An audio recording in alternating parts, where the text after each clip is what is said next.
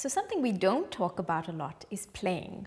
Playing is essential for brain development. Play allows children to explore the environment, to sensory seek, to develop their fine and gross motor development. And often as parents, there is a conflicting argument in their minds as to how much is too much. In modern times, we are overwhelmed by the opportunities that are presented to us to overstimulate children. And this can take the form of excessive amounts of toys, interesting gadgets, toy stores everywhere you look, parents wanting to compete with other parents, children demanding toys, children needing to compete with each other for toys. And the question is it important that your toys are available and appropriate and age appropriate? Or is it important that your toys provide you with a platform to stimulate and grow your brain?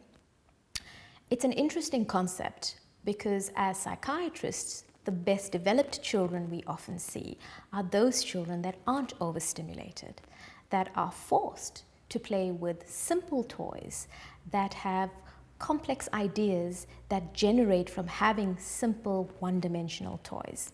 Very often we overstimulate toys that make noises, that explode, that give off colors, and they often sensorily overstimulate the developing brain. So the question is, what toys are sufficient and what toys are essential for your baby to develop optimally?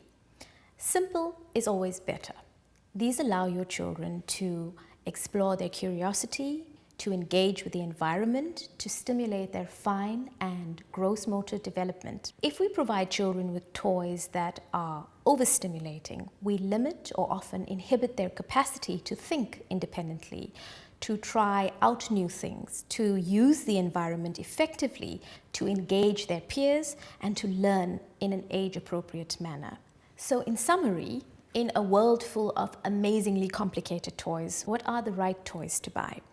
I would suggest less is more.